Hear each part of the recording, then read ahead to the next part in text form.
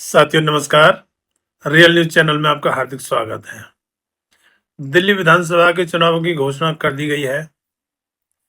केंद्रीय मुख्य चुनाव आयुक्त राजीव कुमार जी ने शेरो शायरी के बीच में यह घोषणा की। पुराने चुनावों में उठ रहे सवालों का कोई जवाब उन्होंने नहीं दिया, जैसा कि वो नहीं देते हैं। अब आम आदमी पार्टी, जो पिछले 10-11 साल से सत्ता में है और पूर्ण बहुमत के साथ में है, और पिछले से पिछली बार तो 70 में से 67 सीट जीतकर आम आदमी पार्टी ने विश्व रिकॉर्ड बनाया था। और पिछले चुनाव में 70 में से 62 सीटें जीती थी। बड़ी बात है। आम आदमी पार्टी का जनाधार है, इसमें खैर कोई दो राय नहीं, लेकिन इस बार मामला थोड़ा टेढ़ा लग रहा है। इस बार आम आदमी पार्टी का किसी पार्टी से गठबंधन नहीं है। कांग्रेस पार्टी, जो इंडिया गठबंधन की पार्टी है, उससे होना चाहिए था। जब एक ही गठबंधन है तो फिर यहाँ दिल्ली में गठबंधन क्यों नहीं, सवाल उठते हैं। और उसमें जहां तक लगता है, केजरीवाल जी का अहंकार ही सामने आता है, क्योंकि सीट उनके लिए ना छोड़नी पड़े, उनको उनकी हिस्सेदारी ना देनी पड़े, इसलिए किसी पार्टी से उन्होंने गठबंधन नहीं किया है। अकेले चुनाव लड़ने की घोषणा की है।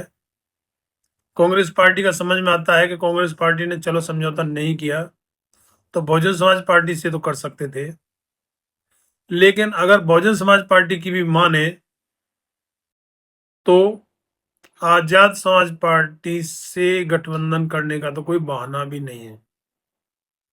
आजाद समाज पार्टी भी तैयार थी, लेकिन केजरीवाल जी का अहंकार आड़े आया और अकेले चुनाव लड़ने की घोषणा कर दी। आम आदमी पार्टी तकरीबन दलित, पिछड़े और अल्पसंख्यकों का वोट लेती है, जिससे वो सत्ता में आती है। लेकिन सत्ता में आने के बाद में जो उनके हक अधिकार हैं, उन पर वो कुठारा घात करती है और उनको हक अधिकार नहीं देती है। जैसे अब तक आम आदमी पार्टी 12-13 राज्यसभा सांसद भेज चुकी है, लेकिन वो सभी सवर्ण है। बहुजन समाज, या उसको कहेंगे दलित, पिछड़े या अल्पसंख्यक, उनमें से कोई सा भी नहीं है। इसके अलावा अपने अब तक के कार्यकाल में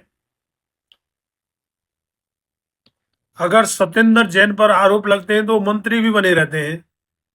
अरविंद केजरीवाल पर आरोप लगते हैं तो वो मुख्यमंत्री बने रहते हैं, और जेल से ही मंत्रालय चलते हैं, जेल से ही सरकार चलती है। लेकिन बहुजन नायक संदीप वाल्मीकि, जो आम आदमी पार्टी में मंत्री भी थे, उनको एक झटके में बाहर कर दिया। उसके बाद में राजेंद्र प्रसाद गौतम, उन्होंने तो कुछ किया भी नहीं था। बाबा साहेब की 22 प्रतिज्ञाएं ही तो ली थी, वो तो बाबा साहेब ने पहले भी ली थी, और रोज रोज कोई ना कोई लेता रहता है। लेकिन केजरीवाल जी ने उनसे त्याग पत्र ले लिया और आज वो कांग्रेस में है। इसके अलावा उससे अगले जो आनंद कुमार, मतलब दलित, पिछड़े और अल्पसंख्यकों का वहां कोई खाता नहीं है। उन पर एक मात्र छोटा सा कोई एलिगेशन हो तो उनका मंत्रालय छीन लिया जाएगा, पार्टी से निकाल दिया जाएगा। लेकिन खुद आरोपी नहीं, अरेस्ट भी, जेल में भी रह के वो मुख्यमंत्री बने रहेंगे। सवर्ण है, दूसरे सवर्ण सत्येंद्र जैन या संजय सिंह या मनीष सिसोदिया, वो जेल में भी पड़े रहेंगे तब भी कोई बात नहीं है। ये केजरीवाल जी की प्रवृत्ति है, मनोवृत्ति है। इसमें अंग्रेजों की बू नहीं आती है, जैसे सुनते हैं अंग्रेजों के समय में जो बड़ी बड़ी पोस्टों पर होते थे वो अंग्रेज ही होते थे। उसी तरीके से आम आदमी पार्टी में सवर्ण ही बड़ी पोस्टों पर होंगे, जहाँ पावर, डिसीजन मेकिंग या कोई लाभ का पद होगा तो उस पर सवर्ण ही होंगे, दलित, पिछड़े या अल्पसंख्यक नहीं होंगे। और वोट दलित, पिछड़े और अल्पसंख्यकों का ही इन्हें चाहिए। जनता देख रही है और सोच भी रही है और बातें भी कर रही है। उससे आगे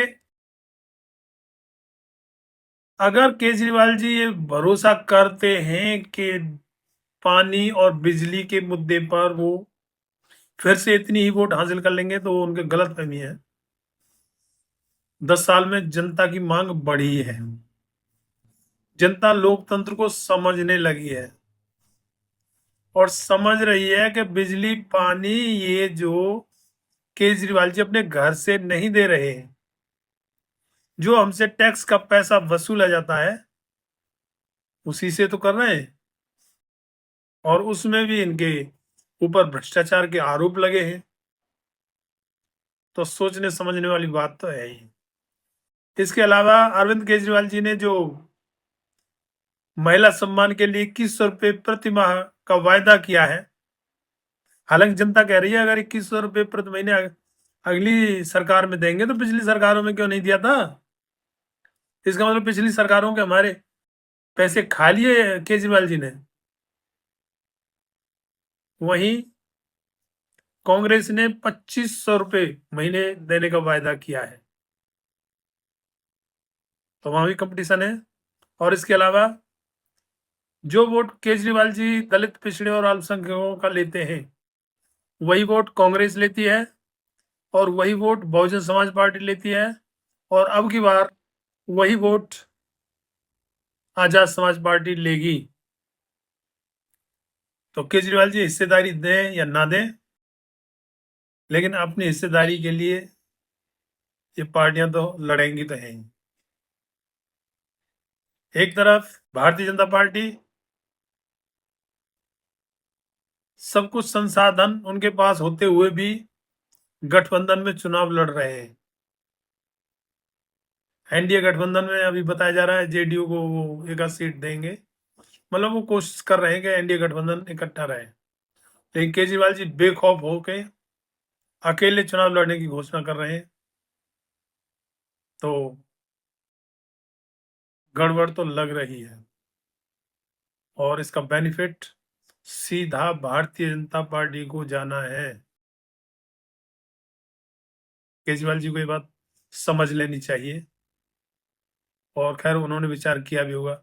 हाँ, इस बार कांग्रेस जो है बीजेपी के बी टीम के रूप में दिखाई दे रही है, क्योंकि केजरीवाल जी जो घोषणा करते हैं महिला सम्मान की और उसके रजिस्ट्रेशन के लिए, उस पर कांग्रेस जो है